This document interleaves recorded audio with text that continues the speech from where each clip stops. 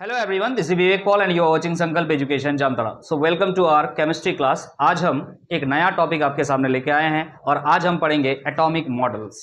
तो atomic model का शुरुआत थॉमसन ने किया था, वहीं से आज का क्लास का शुरुआत होगा। लास्ट क्लास हमने ये बात कवर कर लिया था कि किसी भी एटम का जो स्पेक्ट्रम होता है वो लाइन स्पेक्ट्रम होता है या डिसकंटिन्यूअस स्पेक्ट्रम होता है। ये बात दिमाग में रख करके आगे बढ़िएगा, तभी एटॉमिक मॉडल आपको बेटर समझ में आएगा। तो पहला मॉडल ऑफ एटम क्या है? थॉमसन एटॉमिक मॉडल बोल सकते हैं, लेकिन उन्होंने इसका एक नाम दिया, that is plum pudding model of Thomson. अब ये नाम प्लम पुडिंग मॉडल क्यों पड़ा आपको अभी समझ में आ जाएगा। नाम उन्होंने दिया प्लम पुडिंग मॉडल। लिख रहा, he suggested that atom is a positively charged sphere having electrons embedded uniformly giving an overall picture of a plum pudding. समझाते हैं। इन्होंने यह सजेस्ट किया कि एक स्फीयर है और ये पूरा स्फीयर कैसा है? Positively charged. कैसा है? Positively charge. सब जगह क्या है रे? पॉजिटिव चार्ज है। Okay, got it. और इसमें बीच बीच में क्या है? इलेक्ट्रॉन्स इंबेडेड है। इलेक्ट्रॉन्स इंबेडेड है, इंबेडेड है। तो मान लीजिए यहां पे इलेक्ट्रॉन है, यहां पे इलेक्ट्रॉन है, यहां पे इलेक्ट्रॉन है, और जो जगह आपको खाली दिख रहा है, कुछ नहीं लगा हुआ, वहां पे क्या है? Plus charge, positive charge. बाकी जो जगह आपको दिख रहा है यहां पे क्या है? इलेक्ट्रॉन्स। Electrons are embedded. अरे इंबेडेड का मतलब होता है धसा हुआ। अरे सुनो ध्यान से, केक खाए हो तो केक में होता है, देखिएगा चेरी, रेड रेड बीच बीच में होता है ना। तो प्लम पुडिंग का मतलब क्या है? एक तरह का केक है। ये बात समझ में आ रहा कि नहीं आ रहा? एक तरह का क्या है? केक है। उसमें क्या है ना, सभी जगह को उन्होंने क्या मान लिया? पॉजिटिवली चार्ज है, और बीच बीच में चेरी लगा हुआ है। उन चेरीज को उन्होंने क्या बोला? नेगेटिव चार्ज या इलेक्ट्रॉन्स।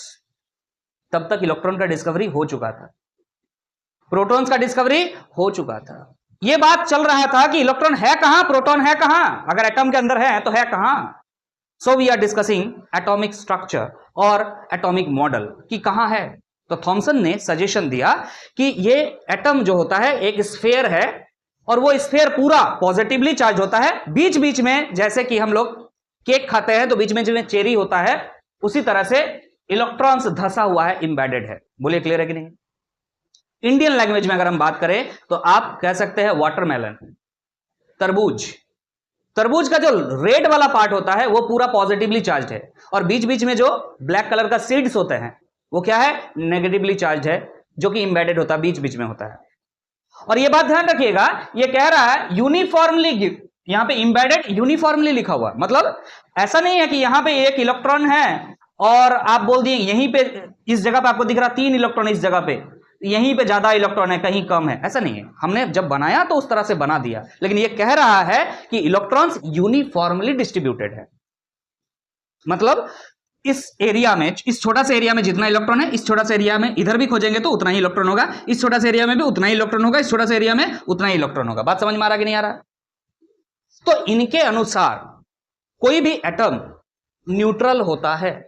इन्होंने यह बात भी कहा कि इसमें जितना पॉजिटिवली चार्ज एरिया है उतना ही नेगेटिवली चार्ज एरिया भी है। तो थॉमसन ने इस बात को लेकर के जरूर कहा, क्योंकि उनसे सवाल यह पूछा गया कि भाई साहब ठीक है, पूरा पॉजिटिवली चार्ज है, इलेक्ट्रॉन्स इंबेडेड है, तो इसको छूने से करंट मारना चाहिए, फिर ये न्यूट्रल नहीं होना चाहिए। फिर बोला नहीं नहीं नहीं नहीं, amount of positive charge is equal to amount of negative charge है इसके अंदर में। So according to Thomson model, still atom is a neutral particle. Okay, atom is neutral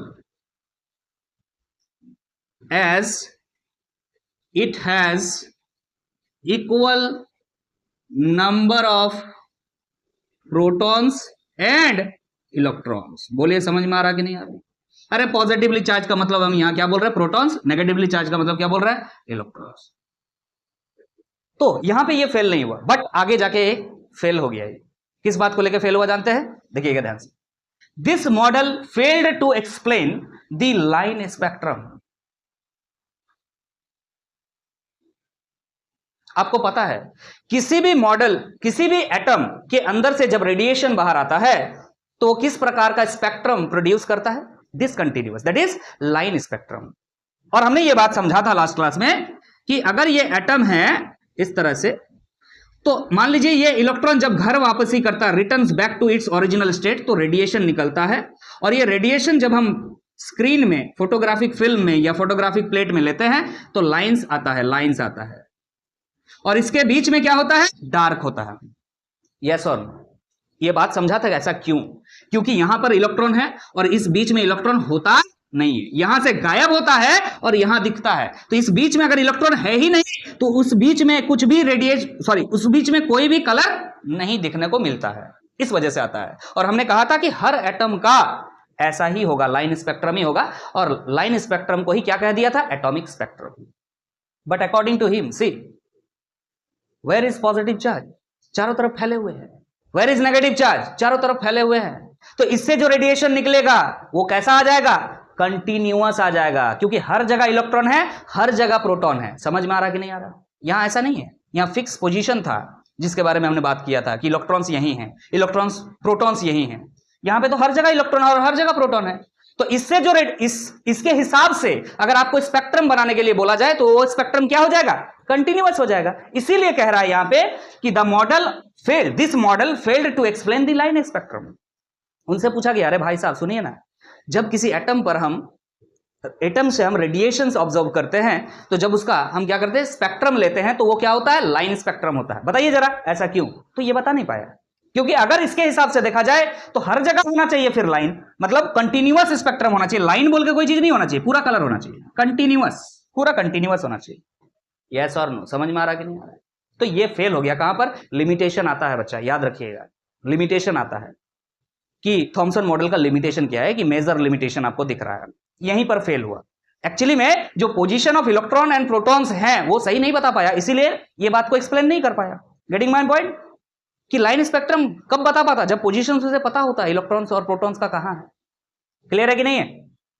और एक बात, and the scattering experiment of Rutherford, इसके just बाद Rutherford नाम के एक साइंटिस्ट आए और एक एक्सपेरिमेंट किया जिसका नाम था रदरफोर्ड्स स्कैटरिंग एक्सपेरिमेंट। क्लियर है कि नहीं?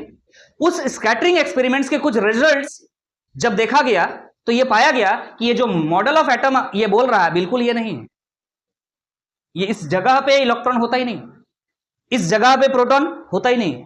तो उन्होंने बताया कि रदरफोर्ड तो एक प्रैक्टिकली एक्सपेरिमेंट करके बता रहा है और आप तो बस सजेस्ट कर रहे हैं, जरा बताइए क्या बात है।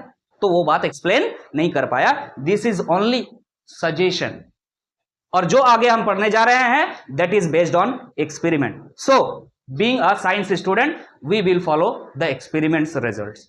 आगे बढ़ते हैं, आगे बढ़ रहे हैं, ध्यान दीजिएगा। रदरफोर्ड्स न्यूक्लियर मॉडल, दिमाग में ये आ रहा होगा, एटॉमिक मॉडल पढ़ते पढ़ते न्यूक्लियर मॉडल क्यों आया? टेंशन की बात नहीं, क्लियर हो जाएगा। इसके पहले, इस एक्सपेरिमेंट के पहले हमें यह पता ही नहीं था कि एटम के अंदर एक जगह है जिसे हम क्या कहते हैं? न्यूक्लियस। क्या कहते हैं? न्यूक्लियस। तो इस एक्सपेरिमेंट के बाद पता चला, इसलिए इस एक्सपेरिमेंट का जो नाम दिया गया, क्या दिया गया? अच्छा सुनो, एक्सपेरिमेंट का नाम तो है रदरफोर्ड्स स्कैटरिंग एक्सपेरिमेंट, लेकिन जो मॉडल है वो मॉडल का नाम क्या दिया गया? Rutherford's nuclear model. Scattering experiment है ये। किसका एक्सपेरिमेंट है? रदरफोर्ड का। तो नाम क्या है? Rutherford's scattering experiment. देखने जा रहे हैं अभी हम। Rutherford carried out experiment on the bombardment of thin gold foil, AU लिखा हुआ है, with high speed positively charged alpha particle emitted from radium and gave the following observations। अब कुछ ऑब्जर्वेशंस यहां लिखे हुए हैं, पढ़ेंगे। पहले देखिएगा एक्सपेरिमेंट कैसे क्या किया उन्होंने, इस बात को समझते हैं। सबसे पहले उन्होंने क्या किया? रेडियम लिया। क्या लिया? रेडियम। रेडियम एक रेडियो एक्टिव एलिमेंट है। क्या है?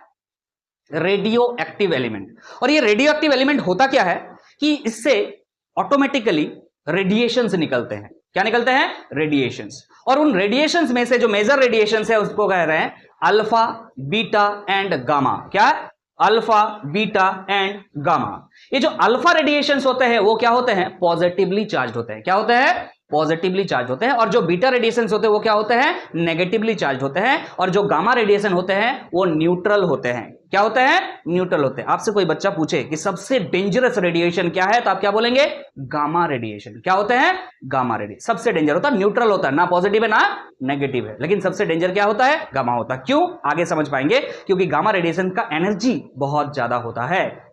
Destroying factor is the energy. तो आप आज जो सुन रहे हैं एटम बम के बारे में सुन रहे हैं, कई जगह पे, बहुत जगह तो न्यूक्लियर बम बोलने में डर लग रहा है, बहुत कोई बोल रहा है न्यूक बम, मतलब वही न्यूक्लियर बम। तो ये बातें आप आगे जाके सीखेंगे, अभी आप इतना बात समझिएगा कि रेडियम एक क्या है, रेडियो एक्टिव एलिमेंट है। इससे 3 रेज निकलते हैं, अल्फा बीटा गामा। हमने यहां किसका इस्तेमाल कर लिया है, अल्फा का, और अल्फा क्या होता है, पॉजिटिवली चार्ज होता है। सुनेगा ध्यान से। तो चूंकि ये रेडियो एक्टिव है, इसीलिए इसको ना बढ़िया से घेर करके रखा गया, दीवार से ऐसा कंटेनर में रखा कि जहां से हम चाहें रेडिएशन निकलना वहां से निकले, जहां तहां से नहीं निकलेगा। यहां हमने क्या रख दिया, बोलिए, रेडियम रख दिया, और पूरा ये चारों तरफ से सील किया हुआ है, मतलब कहीं से भी रेडिएशन नहीं निकलेगा। कहां से सिर्फ निकलेगा, यहां से निकलेगा। गेटिंग माय पॉइंट, आगे ध्यान दीजिएगा। तो यहां से निकलेगा रेडिएशन, ठीक है सर। रास्ते में इन्होंने क्या रखा है, ध्यान दीजिएगा, थीन, क्या थीन, एयू फॉयल, मतलब गोल्ड का फॉयल, सोना का फॉयल लिया हुआ। फॉयल मतलब समझते हैं, फॉयल मतलब समझते हैं, बहुत पतला सा एक प्लेट, एक पेज के जैसा। समझ में आ रहा कि नहीं आ रहा, ऐसा क्यों किया, ताकि अगर एक पेज के जैसा आ जाए कोई मेटल, तो सिर्फ एक एटम का रेडियस जैसा कुछ बचेगा। बात को समझ में आ रहा है कि नहीं आ रहा। बोलने का मतलब है कि अगर इतना मोटा आप एक गोल्ड का फॉयल लिए हैं, तो इसमें कई लेयर्स हैं, देखिएगा ध्यान से। एक लेयर एटम का बना रहे हैं, ये एक लेयर है, समझ में आ रहा है। इसके बाद एक और लेयर है जो कि एटम्स हम बनाना चाह रहे हैं, इसके बाद और भी लेयर्स हैं, समझ में आ रहा कि नहीं आ रहा। ऐसा कंटिन्यूअसली कई लेयर्स हैं। हम कह रहे हैं कि इसको पतला सा बना दिया गया, पतला सा बना दिया गया, मतलब समझ रहे हैं, बस इतना बचा। तो आपका पास सिर्फ 1 या 2 एटम्स बच रहे हैं, यस और नो। बहुत पतला सा हमने बना लिया। कितना पतला, यहां लिखा हुआ 10⁻⁻⁴ mm, याद रहेगा। कितना पतला लिया था गोल्ड फॉयल, 10⁻⁻⁴ mm का। बहुत पतला होता है, आप इमेजिन नहीं कर पाएंगे, 10⁻⁻⁴ mm। तो चलिए ध्यान से देखिएगा, यहां पर क्या हुआ, ध्यान से समझिएगा। तो एटम बना रहे हैं, किसका एटम बना रहे हैं, बोलिएगा, गोल्ड का बना रहे हैं। सर गोल्ड का एटम बना रहे हैं, ध्यान से सुनिएगा, गोल्ड का एटम बना रहे हैं। ये 2 ही लेयर बचे हैं, ये 2 ही लेयर बचे हैं, इतना पतला कर दिया गया। समझ में आ रहा कि नहीं आ रहा, इतना पतला कर दिया गया, सिर्फ 2 ही लेयर बचे हैं। उन्होंने क्या किया, ये सेटअप किया और इधर एक स्क्रीन लगा दिया। क्या किया, स्क्रीन लगा दिया। और ये स्क्रीन, बच्चा बता दे रहा है, ऐसे लिखे हैं, लेकिन ये मूवेबल स्क्रीन है। क्या है, मूवेबल स्क्रीन। इस स्क्रीन को उठाकर ऐसे करके लेके जाया जा सकता है, समझ में आ रहा है, आराम से। इधर से क्लियर है कि नहीं, दिस इज मूवेबल स्क्रीन। और इस स्क्रीन के ये जो सरफेस है, इस सरफेस में क्या लगा दिया जानते हो, याद आ रहा है कुछ, जुगनू जिंक सल्फाइड का लेयर लगा दिया, फ्लोरोसेंट मटेरियल लगा दिया। इस पर अगर कोई आकर के टकराएगा तो ये क्या होगा, ब्लिंक करेगा। क्लियर है कि नहीं, फ्लोरोसेंट मटेरियल लगा दिया। ठीक है, आगे बढ़ते हैं, तो ध्यान से समझिएगा अब आगे। अब यहां से निकला रेडिएशन, चलिए यहां से निकला रेडिएशन। तो इस सिचुएशन में हम थोड़ा सा ड्राइंग को चेंज करेंगे, आपको समझाना है हमें। 1 सेकेंड, 1 सेकेंड।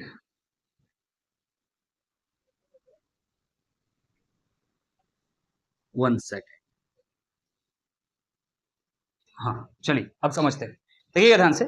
यहां से जो रेडिएशन निकल करके आया, रेड कलर से बना रहे, ध्यान दीजिएगा, यहां पे टकराया और टकरा के वापस उसी रास्ते में आ गया। अच्छा, और कुछ हुआ क्या, हाँ हुआ। कुछ रेडिएशंस ऐसा आया, यहां से ऐसे आया और ऐसे चला गया। कुछ रेडिएशंस ऐसे आया, सॉरी स्ट्रेट लाइन में चलेगा, और ऐसे टकरा के इधर चला गया। समझ में आ रहा कि नहीं आ रहा। कुछ रेडिएशंस ऐसे आया और सीधा पार होके चला गया। कुछ रेडिएशन सीधा पार हो गया।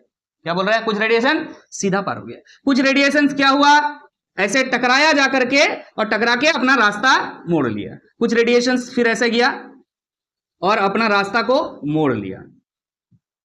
ऐसा देखा गया। अब एक एक करके पढ़ते हैं, ध्यान से सुनिएगा। ये क्या है? रेडियम है। क्या निकल रहा है? क्या निकल रहा है? ये क्या है? अल्फा पार्टिकल्स या अल्फा रेज बोल सकते हैं। क्या निकल रहा है? Alpha rays. बोलिए समझ में आ रहा कि नहीं आ रहा? ये रेज निकला। तो most of the alpha rays passed without deflection. इन्होंने ये पाया कि ज्यादातर जो अल्फा रेज निकला वो ज्यादातर जैसे आया वैसे पार होके चला गया। ज्यादातर रेज ऐसे पार होके चले गए, मैक्सिमम। ध्यान दीजिएगा, most of the alpha particles passed without deflection.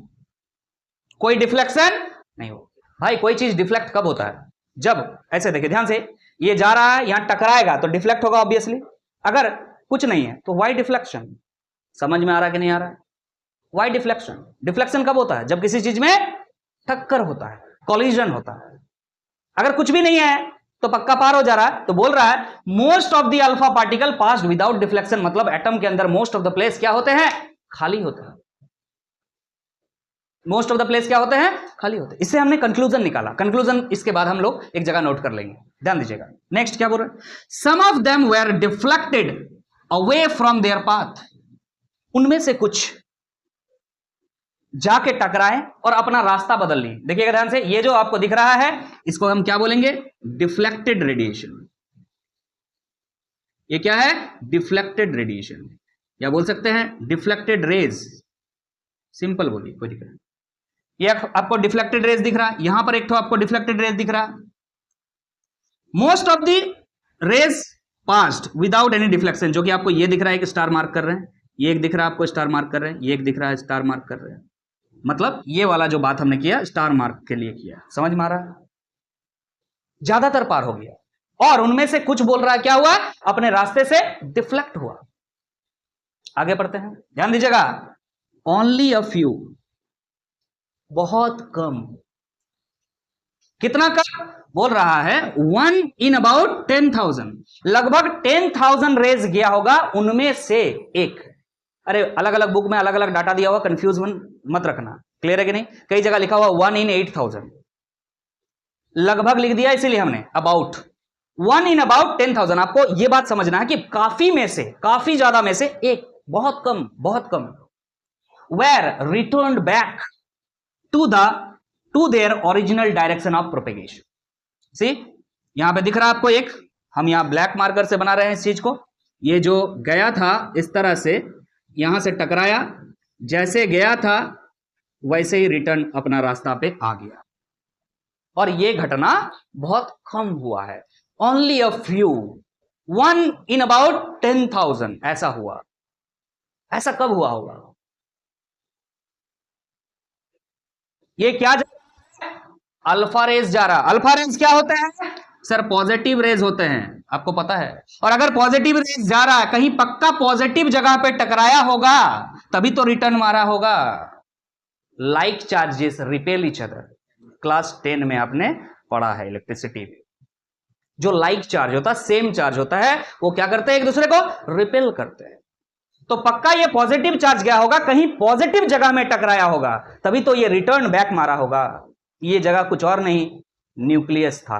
इस जगह का नाम न्यूक्लियस कौन दिया? रदरफोर्ड ने दिया। तो यहां 3 चीजें उन्होंने क्या किया? ऑब्जर्व किया। अब इससे जो कंक्लूजन निकलेगा उसके बारे में एक एक करके हम चर्चा करेंगे कि क्या कंक्लूजन है। अरे काफी जगह से पार हो गया का मतलब क्या? काफी जगह एटम के अंदर खाली होते हैं, कुछ उसमें से डिफ्लेक्ट हुआ तो कहीं कहीं टकराया होगा इलेक्ट्रॉन से, तो डिफ्लेक्ट हुआ होगा। समझ में आ रहा कि नहीं आ रहा? और बहुत कम 10,000 में एक ऐसा हुआ है कि सीधा गया, सीधा वापस आया है। वो जगह क्या हुआ होगा? पक्का पॉजिटिव हुआ होगा। पॉजिटिव जगह कौन होता है? न्यूक्लियस होता है। ये कंक्लूजन हम आगे लिखने वाले। क्लियर है कि नहीं है? समझ में आ गया है? यही एक्सपेरिमेंट था। इसका नाम क्या है?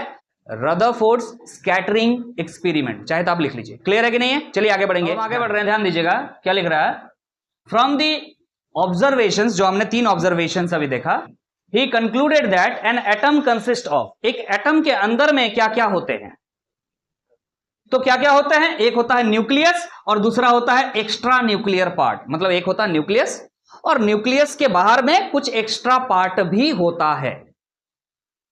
एक होता है न्यूक्लियस और उसके चारों ओर थोड़ा एक्स्ट्रा पार्ट भी होता है। चलिए, न्यूक्लियस क्या बोल रहा है? Nucleus which is small in size, size बहुत छोटा, बहुत छोटा, बहुत छोटा। कितना छोटा? देखिए ध्यान से, ये कह रहा है ये न्यूक्लियस है लेट, और ये एटम है, पूरा एटम। मतलब इस जगह को हम क्या कह रहे हैं? न्यूक्लियस। ओके, और एक्स्ट्रा स्पेस किसको कह रहे हैं? ये वाला। तो ये जो जगह बचा हुआ है, इस जगह को क्या बोल रहा है? ये extra nuclear part, extra nuclear part. देखो ध्यान से, हम क्या समझाना चाह रहे हैं। ये होता है बहुत छोटा, और बहुत छोटा कितना अगर आपको याद रखना है तो इसका ऑर्डर बता रहे हैं, लगभग 10⁻⁻15 मीटर का होता है। अभी बता दिए, बाद में भी बताएंगे फिर। और ये जो आपका एटम दिख रहा है, एक्चुअली जो एटम है इसका ऑर्डर होता है लगभग 10⁻10 मीटर का होता है। देख रहे हो कितना छोटा है न्यूक्लियस? बहुत छोटा है। एटम के कंपैरिजन में न्यूक्लियस काफी छोटा है। 10⁻, कितना टाइम्स छोटा है? कोई बोल सकता है कितना? 10⁻⁻15, 10⁻15 टाइम्स छोटा है। मैथमेटिक्स थोड़ा बहुत आना चाहिए। न्यूक्लियस से, सॉरी, एटम के कंपैरिजन में, मतलब रेडियस ऑफ एटम, अभी थोड़ा देर बाद हम इसके बारे में बहुत डिटेल में डिस्कस करेंगे, डोंट वरी, ठीक है। एटम के कंपैरिजन में न्यूक्लियस 10⁻15 टाइम्स छोटा होता है। अभी प्रूफ कर देंगे हम थोड़ा देर में। क्लियर है कि नहीं? ये कह रहा है विच इज वेरी स्मॉल, कितना स्मॉल हमने डिस्कस किया यहां पे, in size, but carries the entire mass. Size में छोटा है, छोटा पैकेट बड़ा धमाका। साइज में छोटा है बट इसके पास इंटायर मास होता है, कंप्लीट मास होता है। ये तो नाइंसाफी हो गया ना। कैसे नाइंसाफी, आगे बात करेंगे हम। बट यहां पे देखिए क्या लिखा हुआ, that is contains all the neutrons and protons. तो न्यूक्लियस के अंदर में क्या क्या होते हैं? अरे न्यूक्लियस के अंदर में क्या क्या होते हैं? न्यूट्रॉन्स होते हैं और प्रोटॉन्स होते हैं। हमने डिस्कस किया है, न्यूट्रॉन जो है न्यूट्रल पार्टिकल होता है और प्रोटॉन पॉजिटिवली चार्ज पार्टिकल्स होते हैं। और आपको पता है कि मास ऑफ एन एटम अगर इस तरह से बोला जाए तो आप क्या लिखते हैं? बोलिएगा, number of protons plus number of neutrons. Yes और नो? इलेक्ट्रॉन तो नहीं लिखते हैं। इसके पीछे कारण हमने बहुत डिटेल में समझाया है इसके पहले कि इलेक्ट्रॉन क्यों नहीं लिखते हैं। Getting my point? Because mass of electron in comparison to mass of proton and neutron are negligible, 1837 times कम होता है। बहुत डिटेल में समझाया हुआ है, उस वीडियो को देख लीजिएगा। आगे बढ़ते हैं। एक्स्ट्रा न्यूक्लियर पार्ट, ये एक्स्ट्रा न्यूक्लियर पार्ट न्यूक्लियस के बाहर जो है, विच कंटेन्स इलेक्ट्रॉन्स, मतलब इस जगह पे क्या होता है? इलेक्ट्रॉन्स घूमता है, इस जगह पे इलेक्ट्रॉन्स घूमता है। समझ में आ रहा? This model was similar to the solar system. बस उन्होंने ये बता के छोड़ा, ये जो आप जानते हैं एटम के बारे में कि सर बीच में न्यूक्लियस, बाहर में ये ऑर्बिट, ये ऑर्बिट, ये ऑर्बिट, इन्होंने नहीं बताया, रदरफोर्ड ने नहीं बताया ये सब बात। नो, क्लियर है कि नहीं? इन्होंने सिर्फ बताया कि बीच में क्या होगा, न्यूक्लियस, और उसके बाहर में एक्स्ट्रा न्यूक्लियर पार्ट है, वहां पर क्या है? इलेक्ट्रॉन्स हैं। सोलर सिस्टम में जैसे बीच में सन होता है, उसके चारों ओर प्लैनेट्स मूव करते हैं, बस ऐसे ही। कोई फिक्स ऑर्बिट वगैरह के बारे में डिस्कशन नहीं हुआ है अभी तक। तो बच्चा, अगर आपसे सवाल ये पूछा जाए कि हु डिस्कवर्ड न्यूक्लियस, तो क्या बोलेंगे? रदरफोर्ड। यस और नो? क्लियर है कि नहीं? रदरफोर्ड ने ही बताया कि एटम के अंदर एक जगह है जिसे आप न्यूक्लियस कहेंगे, जहां पे सारे positively charge particles, that is protons और न्यूट्रॉन्स प्रेजेंट होते हैं। क्लियर है कि नहीं? क्लियर है कि नहीं? एक्स्ट्रा पार्ट भी समझ में आ गया है? आगे बढ़ा जाए, चलिए आगे बढ़ेंगे। अब हम आगे बढ़ रहे हैं, ध्यान दीजिएगा। प्रॉपर्टीज ऑफ न्यूक्लियस, तो डिस्कवरी न्यूक्लियस का कौन कर दिया? रदरफोर्ड ने। तो न्यूक्लियस के बारे में स्टडी चालू हुआ। तो पहला बात देखिए क्या लिखा हुआ है, न्यूक्लियस इज वेरी स्मॉल, छोटू सा होता है, हैवी होता है मतलब सारा मास इसी में होता है, पॉजिटिवली चार्ज मतलब न्यूक्लियस कैसा होता है, पॉजिटिवली चार्ज। क्यों? क्योंकि न्यूक्लियस के अंदर क्या है, न्यूट्रॉन्स एंड प्रोटॉन्स। न्यूट्रॉन्स के पास तो कोई चार्ज नहीं, लेकिन प्रोटॉन के पास तो पॉजिटिव चार्ज है, इसलिए क्या होता है, positively charge. Portion of the atom and located at the centre of atom, कोई दिक्कत नहीं है। ये रहा एटम और इसके सेंटर में क्या है, इसका न्यूक्लियस है जो कि पॉजिटिवली चार्ज है, बहुत छोटा है बट बहुत हैवी है। समझ में आ रहा कि नहीं आ रहा? All positive charge of atom that is protons are present in nucleus. सारे पॉजिटिव चार्ज एटम के अंदर कहां रहते हैं, न्यूक्लियस के अंदर। पॉजिटिव चार्ज मतलब protons. Nucleus contains neutrons and protons. Nucleus के अंदर क्या क्या होता है, ये छुट्टू सा जो जगह है इसके अंदर कौन कौन होता है सर, न्यूट्रॉन्स एंड प्रोटॉन्स। तो इन दोनों को सुनो ध्यान से, आगे क्या लिख रहा है, nucleus contains neutrons and protons and hence these particles collectively are known as nucleons. क्या कहते हैं इनको, न्यूक्लियोन्स। याद रहेगा बच्चा। सो व्हाट आर न्यूक्लियोन्स, जो न्यूक्लियस में रहता है। अरे समझ में आ रहा कि नहीं आ रहा है? बिहारी किसको बोलते हैं, जो बिहार में रहता है। झारखंडी किसको कहते हैं, जो झारखंड में रहता है। जो न्यूक्लियस के अंदर में रहता है उसको क्या कहते हैं, न्यूक्लियोन्स। तो न्यूक्लियस के अंदर कौन रहता है, न्यूट्रॉन्स एंड प्रोटॉन्स। तो इसको हम क्या कहते थे, दोनों पार्टिकल को एक साथ कहें तो क्या बोलेंगे, न्यूक्लियोन्स। क्लियर है कि नहीं? आगे बात करें। The size of nucleus is measured in Fermi. क्या लिखा हुआ है, फर्मी। आपने पढ़ा होगा, अगर प्रीफिक्स फिजिक्स में पढ़ाया होगा टीचर आपको, तो आपने पढ़ा होगा वहां पे फेमटोमीटर।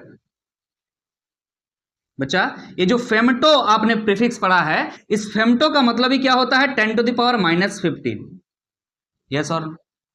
या आप बोल सकते हैं 10 to the power -13। अगर आप मीटर लिखोगे, यहां पे मीटर लिखा हुआ तो 10 to the power -15 मीटर, और अगर आप सेंटीमीटर लिखोगे तो 10 to the power -13 centimetre. Clear है कि नहीं? तो फेमटोमीटर को शॉर्टकट में क्या बोला जाता है, फर्मी बोला जाता है। बोलो दिमाग में आया, क्या बोला जाता है, फर्मी। बोल रहा है साइज ऑफ न्यूक्लियस किसमें मेजर किया जाता है, फर्मी में मेजर किया जाता है। साइज ऑफ न्यूक्लियस का मतलब यहां पे रेडियस ऑफ न्यूक्लियस है। क्लियर है कि नहीं? याद रखिएगा, एक फर्मी जो होता है वो 10 to the power -13 सेंटीमीटर के बराबर होता है, या 10 to the power -15 मीटर के बराबर होता है। याद रहेगा? क्लियर है कि नहीं? ठीक, आगे बढ़ते हैं। The radius of nucleus is of the order of, आपको ऑर्डर याद रखना पड़ेगा। मतलब बोलने का कि न्यूक्लियस का साइज मिनिमम कितना हो सकता है, न्यूक्लियस का साइज मैक्सिमम कितना हो सकता है। अरे सर न्यूक्लियस का साइज बड़ा छोटा होता है क्या? यस, अलग अलग एटम्स में न्यूक्लियस का साइज अलग अलग होता है। अरे समझ में आ रहा कि नहीं आ रहा? अलग अलग एटम्स में, जैसे सोडियम का एटम है तो उसका एटम का साइज अलग है, न्यूक्लियस का साइज भी ऑब्वियसली अलग है। मैग्नीशियम, उसका एटम का साइज अलग होगा, न्यूक्लियस का साइज अलग होगा। तो मिनिमम सबसे जो न्यूक्लियस का साइज है वो क्या हो सकता है, 1.5 × 10 to the power -13 सेंटीमीटर। ध्यान दीजिएगा, 1.5 × 10 to the power -13 centimetre to 6.5 × 10 to the power -13 centimetre. Shortcut में क्या लिख सकते हैं, यहां लिख दिया है, देखिएगा ना, 1.5 to 6.5 फर्मी। समझ में आ रहा है? 10 to the power -13 सेंटीमीटर को क्या कहते हैं, फर्मी कहते हैं। तो इसीलिए दोनों को छोड़ दिया, हमने क्या लिखा, 1.5 सेंटीमीटर से 6.5 फर्मी, 1.5 to 6.5 फर्मी इसका रेंज है। Minimum 1.5 Fermi, maximum 6.5 Fermi. Clear है कि नहीं? अभी तक जितने भी एलिमेंट्स, एटम्स हमने डिस्कवर किया है, अभी तक का बात कह रहा है। कल दिन आप कोई एक नया एटम डिस्कवर कर लेंगे तो उसमें हो सकता है जो न्यूक्लियस का साइज उससे ज्यादा या कम मिल जाए। अभी तक का बात हो रहा है, ठीक है। अब हम आगे समझेंगे क्या है। Generally the radius of nucleus Rn, क्या है, R को हम रेडियस लिख रहे हैं और न्यूक्लियस के लिए N सबस्क्रिप्ट कर दे रहे हैं। इसको क्या बोल रहे हैं, radius of nucleus is given by, एक फॉर्मूला है रेडियस ऑफ न्यूक्लियस का, वो क्या है ना, Rn इक्वल टू होता है R0 × a to the power 1/3। R0 क्या है, एक फिक्स्ड वैल्यू है, और वो फिक्स्ड वैल्यू क्या है नोट कर लीजिएगा, R0 इक्वल टू होता है 1.4 × 10 to the power -13 सेंटीमीटर। अगर सेंटीमीटर में दिया है तो सेंटीमीटर में लिखेंगे। क्लियर है कि नहीं? मीटर में दिया हुआ है तो उसको कन्वर्ट कर लेंगे सेंटीमीटर में। यहां पे बैठा देंगे, आगे बढ़े हम। ए क्या है यहां पे? A is the mass number, A is mass number of the atom. जिस एटम का न्यूक्लियस निकालना है उस एटम का क्या है? ये मास नंबर। जैसे कि एक एग्जांपल लेके समझाते हैं। मान लीजिए आपके पास एक एटम है, नाम है सोडियम, यस और नो, और सोडियम का एटॉमिक नंबर कितना होता है? तो हमको पता है 11। मास नंबर कितना होता है? तो हमको पता है 23। ओके, आपको बोला गया चलो इसका न्यूक्लियस का रेडियस बताओ तो जरा। तो आर एन इक्वल टू क्या लिखेंगे आप? पहले आर नोट लिखेंगे। आर नोट कितना है ना? 1.4 इंटू 10⁻⁻13 सेंटीमीटर है, रहने देते हैं, इंटू ध्यान दीजिएगा ए टू द पावर 1/3। ए का कितना है यहाँ पे?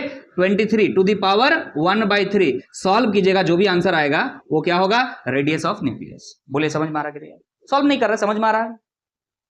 So this is what A is mass number. सवाल सुनिएगा एक बार, जेई मेंस में इस तरह का सवाल पूछा गया आपसे। क्या पूछा है कि radius of nucleus depends on the following quantities. एक ऑप्शन दिया है एटॉमिक नंबर, एक दिया है एटॉमिक रेडियस, एक दिया है mass number, none of this. तो radius of nucleus depends on mass. समझ में आ रहा कि नहीं आ रहा? क्लियर है कि नहीं? उसके मास नंबर पे डिपेंड करता है बच्चा, उसके मास नंबर पे डिपेंड करता है। और ये आर नोट पे डिपेंड करता है, घंटा। आर नोट क्या है? कांस्टेंट। ये तो हमेशा ये लिखना है, हमने बोल दिया 1.4 इंटू 10⁻⁻13 सेंटीमीटर हमेशा। तो सिर्फ और सिर्फ किस पे डिपेंड करता है? मास नंबर पे डिपेंड करता है। मने बताइएगा जरा, किसी का मास नंबर जितना ज्यादा उसका रेडियस, सॉरी न्यूक्लियस का साइज उतना ज्यादा। क्लियर है कि नहीं है? चलिए आगे बढ़ेंगे। अब हम आगे बढ़ रहे हैं, ध्यान दीजिएगा नेक्स्ट प्रॉपर्टी की तरफ। क्या कह रहा है? The volume of the nucleus is about, volume मतलब कितना स्पेस घेरता है। Volume of the nucleus is about 10⁻⁻39 centimetre cube two 10⁻⁻39 centimetre cube. और अगर इसका कंपैरिजन करें हम एटम के साथ, and that of atom is 10⁻⁻24 centimetre cube. Atom का वॉल्यूम कितना होता है? 10⁻⁻24 सेंटीमीटर क्यूब होता है। और न्यूक्लियस का वॉल्यूम क्या होता है? 10⁻⁻39 सेंटीमीटर क्यूब होता है, ये वॉल्यूम है। तो अगर हम बात करें, दोनों का कंपैरिजन करें, कैसे कंपैरिजन कर सकते हैं? तो देखिएगा, हम यहां अगर लिखें ना वॉल्यूम ऑफ, देखिएगा ध्यान से, यहां पे लिख रहे हैं वॉल्यूम ऑफ न्यूक्लियस, इस तरह से लिख दिए और डिवाइड कर दिए बच्चा वॉल्यूम ऑफ एटम के साथ। तो वॉल्यूम ऑफ न्यूक्लियस कितना बोल रहा है? देखो ये है 10⁻⁻39 सेंटीमीटर क्यूब। ओके, और डिवाइड कर दो volume of atom. Volume of atom कितना? 10⁻⁻24 सेंटीमीटर क्यूब। बोलकर क्लियर है? ये सेंटीमीटर क्यूब कैंसिल कर दे। यहां से कितना बच रहा है? तो बच रहा है 10⁻⁻15। बोलो हाँ कि ना? ये वॉल्यूम ऑफ एटम को इधर लेके चले जा, तो यहां हम लिख दे रहे हैं volume of nucleus equal to 10⁻⁻15 times of volume of atom. Yes और नो?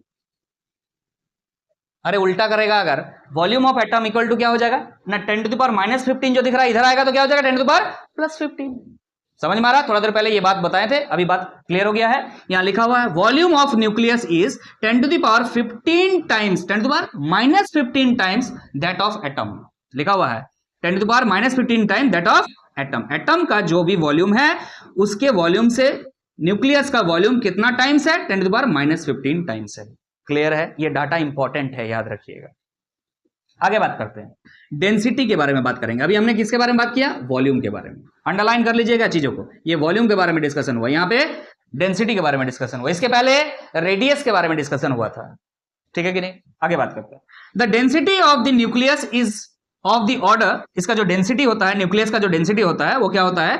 10⁻15 ग्राम पर सेंटीमीटर क्यूब, अगर ग्राम में लिख रहे हैं तो। अगर टन में लिख रहेंगे तो 10⁸ टन पर सेंटीमीटर क्यूब, ऐसे लिख सकते हैं। अगर आप केजी में लिखेंगे तो 10⁻12 केजी पर सेंटीमीटर क्यूब लिखेंगे। यहां लिखा हुआ सीसी, अरे सीसी का मतलब कुछ और नहीं, सेंटीमीटर क्यूब ही होता है, याद रहेगा। C for centimetre, C for cube, centimetre cube. Clear है कि नहीं? याद रहेगा। आपका बाइक कितना सीसी का है? ऐसा सुने हैं कहीं? नहीं। क्या है वो? सेंटीमीटर क्यूब, वॉल्यूम है। क्लियर है कि नहीं? तो आप केजी वाला याद रखेंगे, ज्यादा अच्छा रहेगा। याद रहेगा? क्या बोल रहे हैं? केजी वाला याद रखो बच्चा। क्या बोल रहे हैं? केजी वाला कितना होता है? 10⁻12 केजी पर सेंटीमीटर क्यूब। सुनो ध्यान से, ये डेंसिटी का मतलब क्या समझते हो?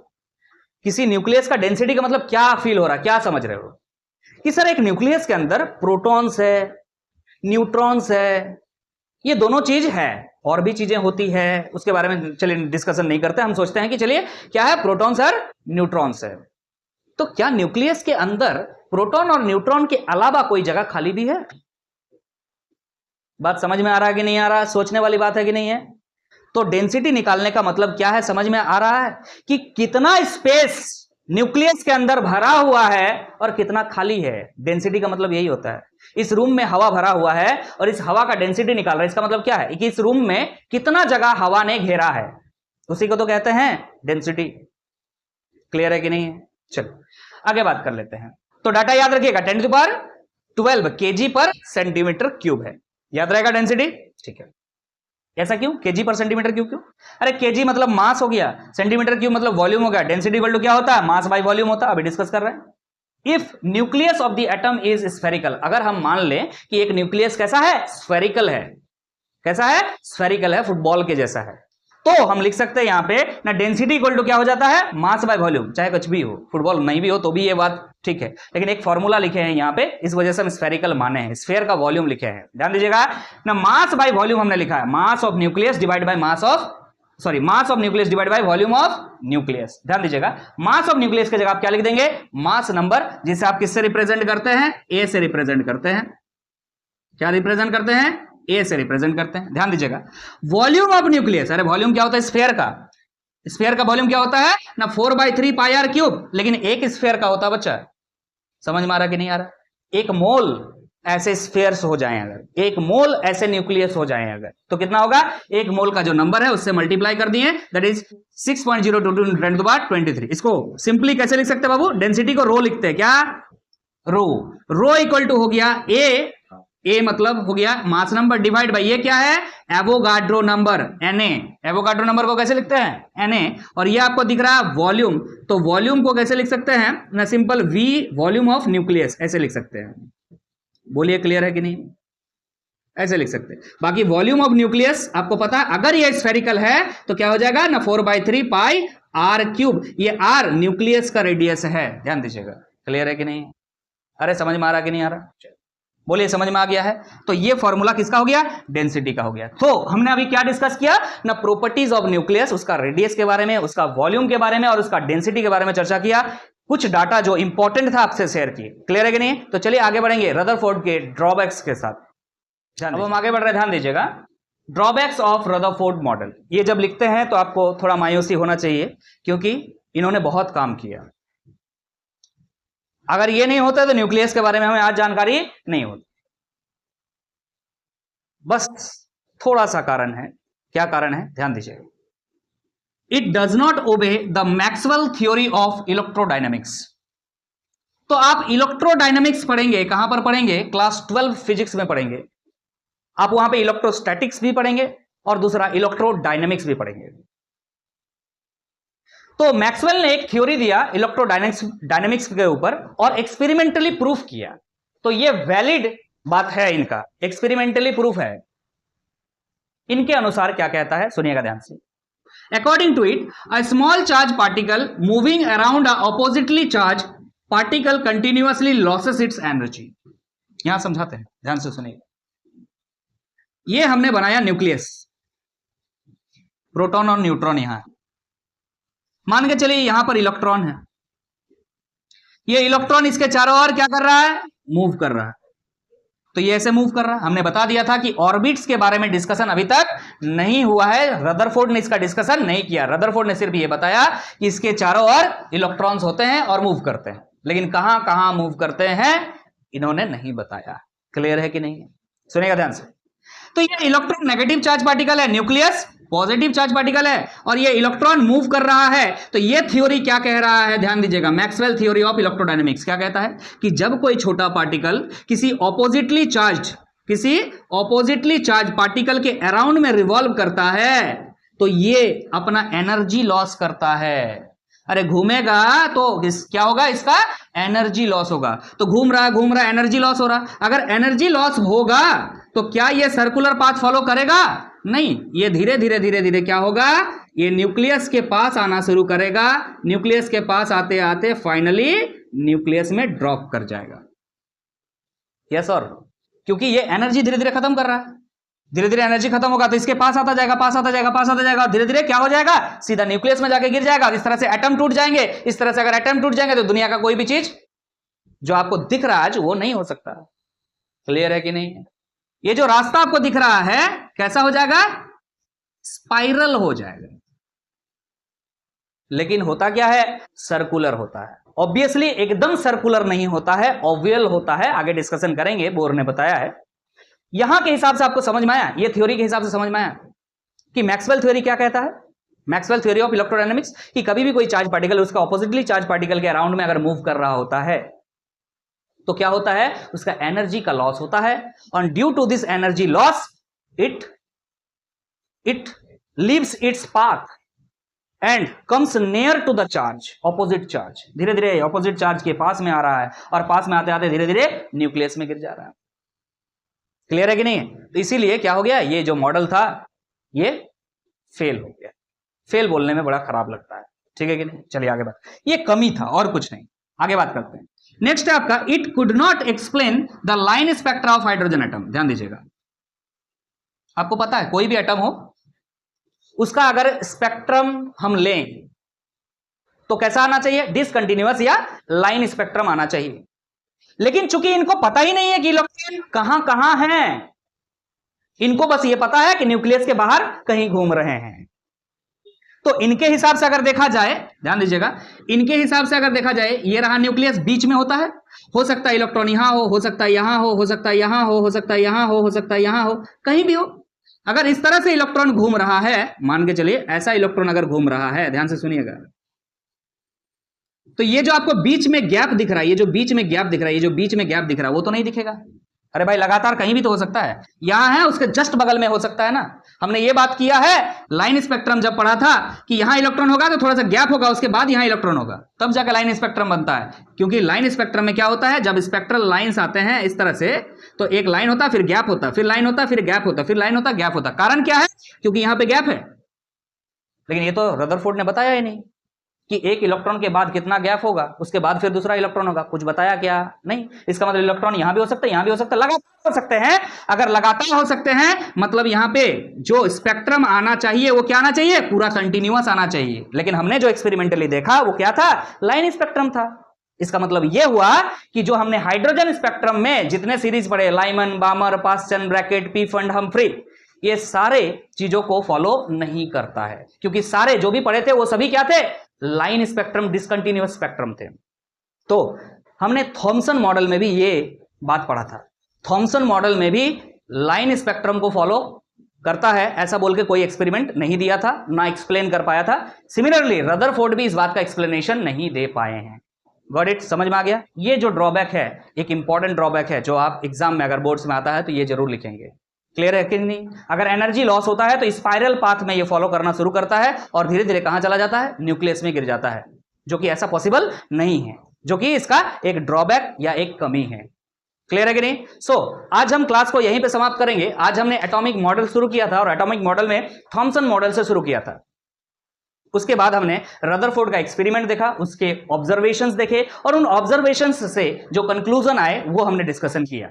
लास्ट में हमने प्रॉपर्टीज ऑफ न्यूक्लियस डिस्कशन किया और लास्ट में आपका रदरफोर्ड का जो थोड़ा बहुत कमी रह गया था उनके मॉडल में, उनको डिस्कस किया। आगे मिलेंगे हम लोग नेक्स्ट क्लास में। नेक्स्ट क्लास में मिलने के साथ साथ हम बता दें कि नेक्स्ट क्लास आपका प्लांक क्वांटम थ्योरी स्टार्ट होगा। सो अटेंडेंस आपका जरूरी है। मिलते हैं फिर उस वीडियो में, तब तक के लिए अलविदा। Thank you so much.